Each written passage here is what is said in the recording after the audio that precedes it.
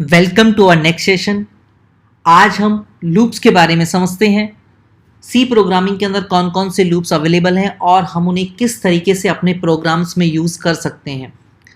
Topics to be covered, introduction to loop, फिर हम loops के टाइप देखेंगे सी प्रोग्रामिंग के अंदर, उनके फ्लोट चार्ट्स, रिप्रेजेंटेशंस, और हम कुछ एग्जाम्पल से समझेंगे कि हम किस तरीके से लूप्स को यूज़ कर सकते हैं अपने प्रोग्राम्स में और लूप किस तरीके से हमारे प्रोग्राम को एफिशिएंट बनाता है। उसके बाद फिर कुछ कंट्रोल स्टेटमेंट्स देखेंगे कि लूप को कंट्रोल करने के लिए कुछ स्टेटमेंट्स होते हैं, स्पेशली ब्रेक एंड कंटिन्यू। और फिर उसके बाद हम नेस्टेड लूप्स के बारे में थोड़ा डिस्कस करेंगे। अगर मैं सिंपल तरीके से आप लोगों को समझाना चाहूँ लूप क्या होता है तो हम इस तरीके से समझ सकते हैं। अगर आप कोई प्रोग्राम लिख रहे हैं जिसमें कुछ part of code bar bar repeat हो रहा है, जैसे यहाँ पे स्टेटमेंट 2 एन टाइम्स रिपीट हो रहा है, सो बनिस्बत उसको एन टाइम लिखने के हम एक स्टेटमेंट लिख सकते हैं और उसको लूप के अंदर डाल सकते हैं और उस लूप को एन टाइम्स रन कर सकते हैं। तो ये जो कोड है ये इसके इक्विवेलेंट कोड बन जाता है। तो इस तरीके से हम हमारे कोड को ज़्यादा एफिशिएंट बना सकते हैं, मोर रीयूजेबल बना सकते हैं, मोर रीडेबल बना सकते हैं और हमारे कोड का जो लेंथ है उसको हम कम कर सकते हैं। तो केवल यहाँ ही नहीं, आगे जब हम डेटा स्ट्रक्चर्स पढ़ेंगे तब देखेंगे कि लूप बहुत इंपॉर्टेंट होता है और लूप हमारे most of the data structures जो होते हैं, चाहे वो एरे हो, लिंक लिस्ट हो, ट्रीज हो, सबको ट्रैवर्स करने के काम आता है। या फिर थोड़ा भी अगर कॉम्प्लेक्स प्रोग्राम है तो उसमें लूप यूज़ होता ही है। सो लूप प्रोग्रामिंग का बहुत ही इम्पॉर्टेंट पार्ट है।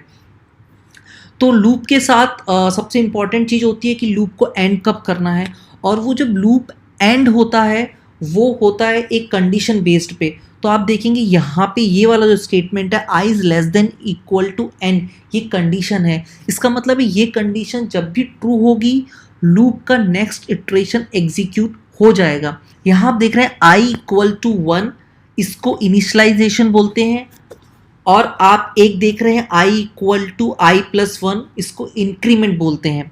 सो बेसिकली हम हर इटरेशन में आई की वैल्यू को 1 से इंक्रीमेंट कर रहे हैं और जो हमने सबसे पहले आई की वैल्यू ली थी वो 1 ली थी। तो इसका मतलब हुआ जब हमारा प्रोग्राम एग्जीक्यूट होगा, स्टेटमेंट 1 के बाद लूप के अंदर आएगा तो आई की वैल्यू 1 से स्टार्ट करेगा, उसके बाद इस कंडीशन को चेक करेगा, लेट से एन की वैल्यू 5 है तो I is less than equal to 5, statement true हो जाएगा तो वो लूप के अंदर जाएगा, स्टेटमेंट 2 को एग्जीक्यूट करेगा, फिर से इधर आएगा और आई की वैल्यू को 1 से इंक्रीमेंट करेगा। अब आई की वैल्यू हो जाएगी 2, तो फिर एन से कंपेयर करेगा, 2 is less than equal to n, फिर से ट्रू है, फिर से जाएगा, फिर से स्टेटमेंट 2 को एग्जीक्यूट करेगा। इस तरीके से अनटिल आई की वैल्यू इंक्रीमेंट होके 5 तक नहीं हो जाती है, ये लूप चलता रहेगा। जैसे ही 5 के बाद 6 होगी वैल्यू, ये स्टेटमेंट फॉल्स हो जाएगा, ये कंडीशन फॉल्स हो जाएगी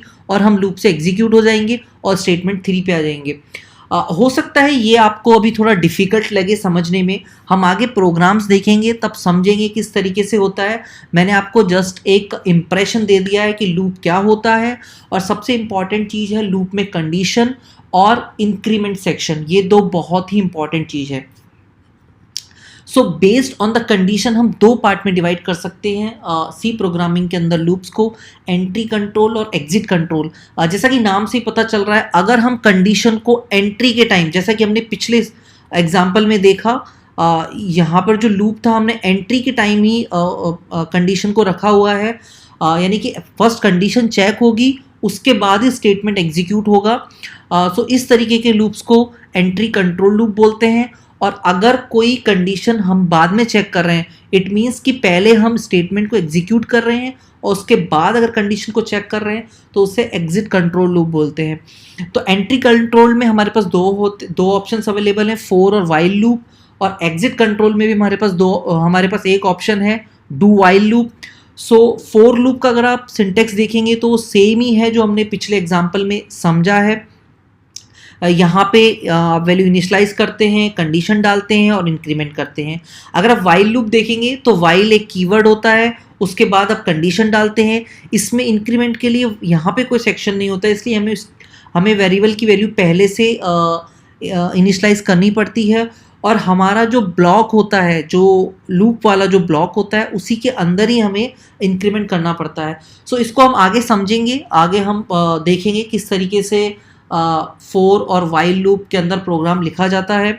अगर आप देखेंगे यहाँ पे एग्जिट कंट्रोल में जो हमारे पास एक ऑप्शन अवेलेबल है डू वाइल, ये वाइल की तरह ही है, बस इसमें कंडीशन को बाद में चेक कर रहे हैं। सो इसका मतलब होता है कि आपकी कंडीशन भले ही स्टार्टिंग से ही फॉल्स हो, अगर मैं पिछले एग्जांपल में लूँ कि अगर n की वैल्यू सपोज मैं 0 ले रहा हूँ, तो स्टार्टिंग से ही फॉल्स है, लेकिन फिर भी एक बार ये स्टेटमेंट को एग्जीक्यूट करेगा। तो कभी कभी प्रोग्राम्स में ऐसी रिक्वायरमेंट होती है कि हमें मिनिमम 1 टाइम हमारा कोड का जो सेक्शन है जिसको हम लूप के अंदर डाल रहे हैं वो एग्जीक्यूट करना होता है, तो उस टाइम हम डू वाइल लूप का यूज़ करते हैं।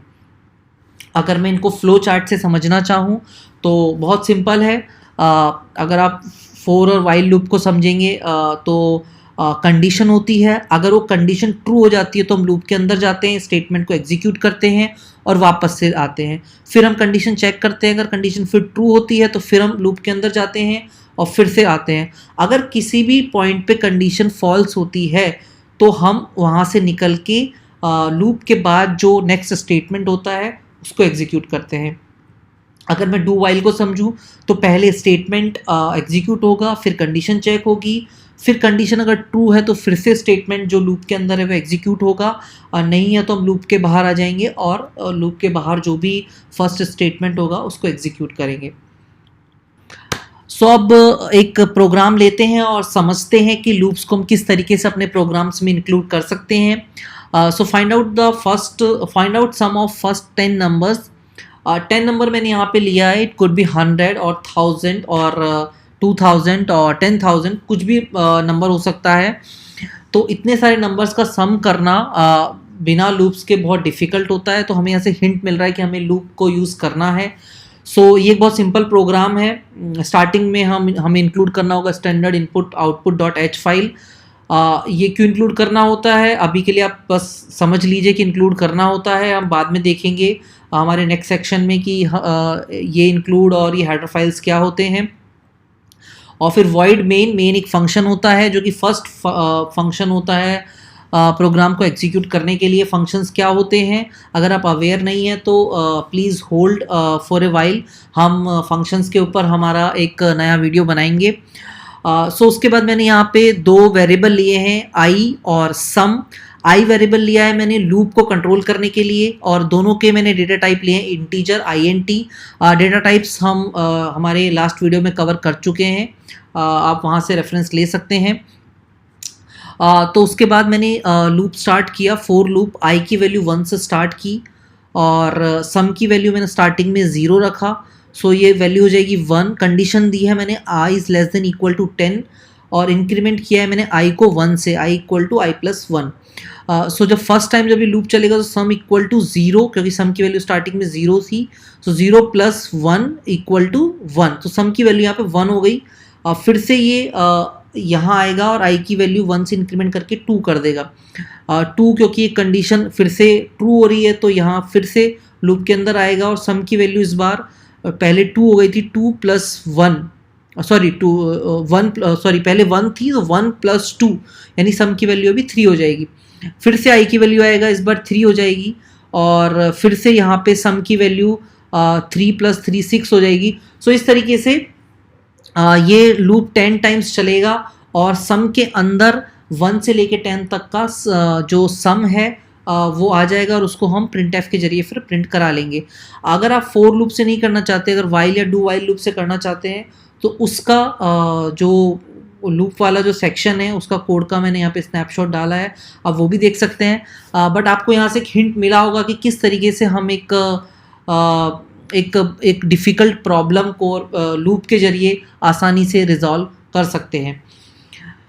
So control statement for a loop. So अभी तक हमने देखा कि एक कंडीशन होती है लूप के अंदर जो कि लूप को कंट्रोल करती है। अगर वो कंडीशन फॉल्स होती है तो लूप से हम बाहर आ जाते हैं।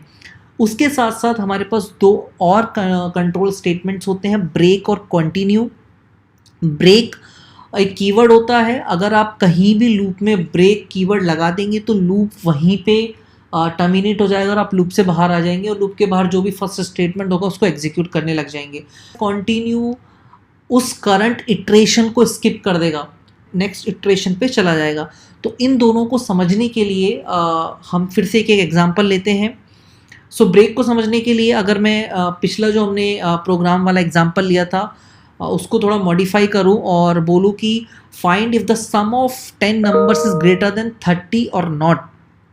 तो उसके लिए क्या करेंगे, हमारा पूरा प्रोग्राम सेम है पिछला वाला, बस यहाँ पे मैंने एक और वेरिएबल लिया है जिसका डेटा टाइप मैंने बूलियन लिया है, उसकी इनिशियल वैल्यू मैंने फॉल्स की है और जो सम था उसको हर बार मैं चेक कर रहा हूँ कि इफ़ अगर सम की वैल्यू 30 के ज़्यादा होती है तो उस टाइम मैं बी को ट्रू कर दे रहा हूँ और ब्रेक कर दे रहा हूँ। यानी कि जिस भी पॉइंट पे सपोज आई की वैल्यू 5 है, सो आई की वैल्यू 5 जब यहाँ पे नीचे आती है तो सपोज उस टाइम सम की वैल्यू लेट से 31 हो जाती है या 32 हो जाती है, तो उस टाइम ये कंडीशन ट्रू हो जाएगी और हम इस वाले सेक्शन के अंदर एंटर करेंगे।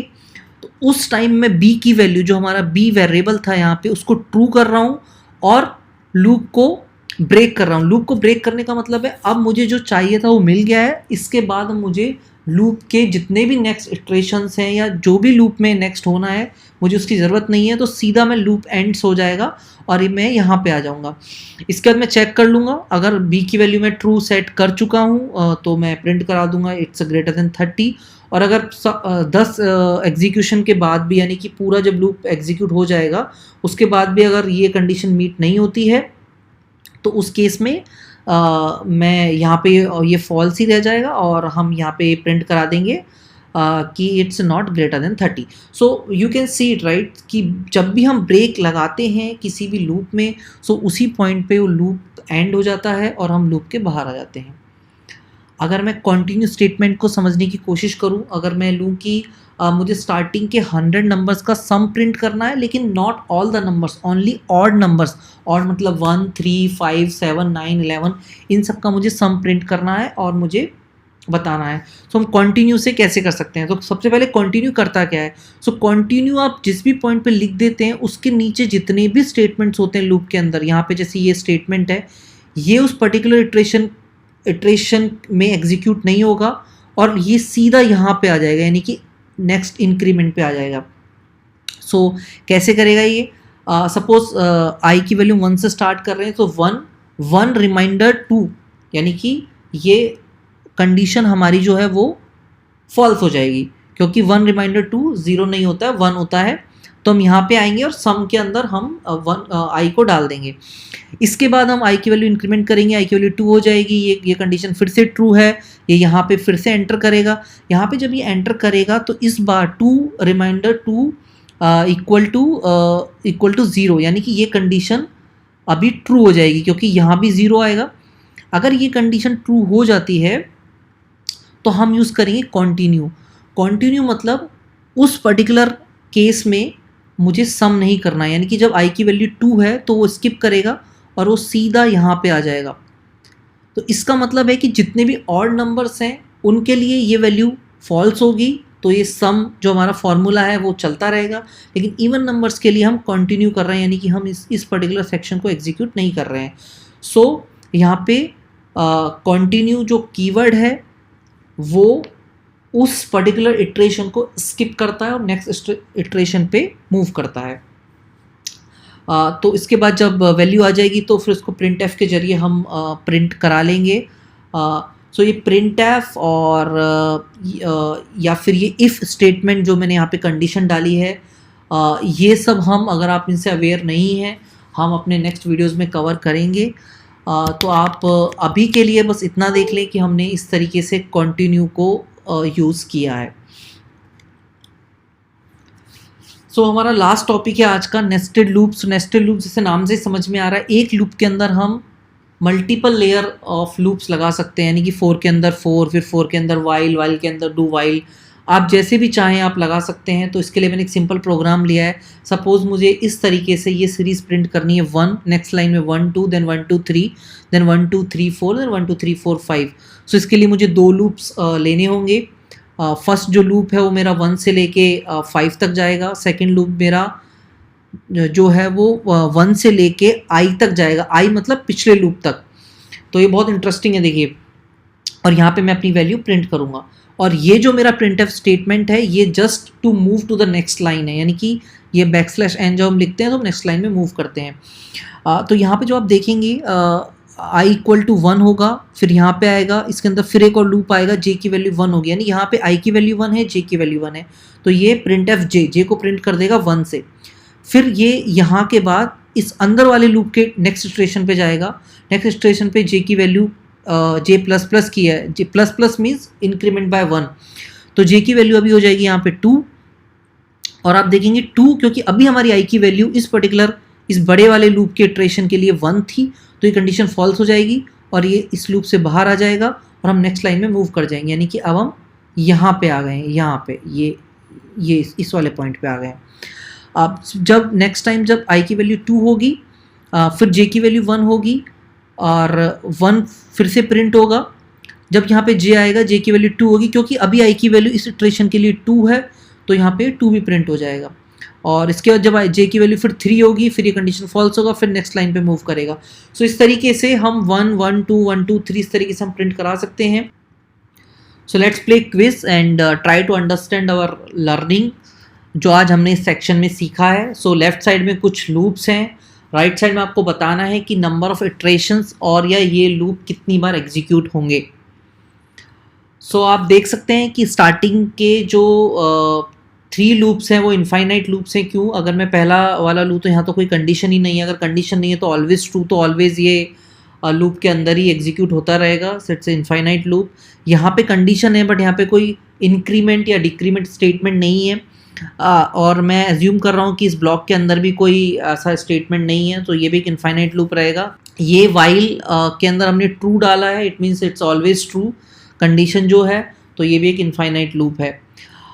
यहाँ पे आप देखेंगे हमने इंक्रीमेंट की जगह डिक्रीमेंट किया, आई की वैल्यू 0 की जगह हमने 10 से स्टार्ट की है और condition I is greater then 0, तो ये भी 10 बार एग्जीक्यूट होगा, जैसे कि आई 0 से 10 तक हुआ था। तो ये था आज का हमारा सेशन। आई होप कि आप लोगों को अच्छा लगा होगा और आप लोगों के बहुत सारे लूप्स को लेके डाउट्स क्लियर हुए होंगे। अगर आपको वीडियो अच्छा लगे तो please share with your friends and subscribe our channel, और आप हमें मेल या कमेंट सेक्शन में बता सकते हैं अगर आपको कोई लूप्स या अन्य प्रोग्रामिंग स्पेशली सी प्रोग्रामिंग से कुछ डाउट्स हैं या कुछ क्वेश्चंस हैं। सो नेक्स्ट वीडियो तक के लिए बाय, थैंक यू।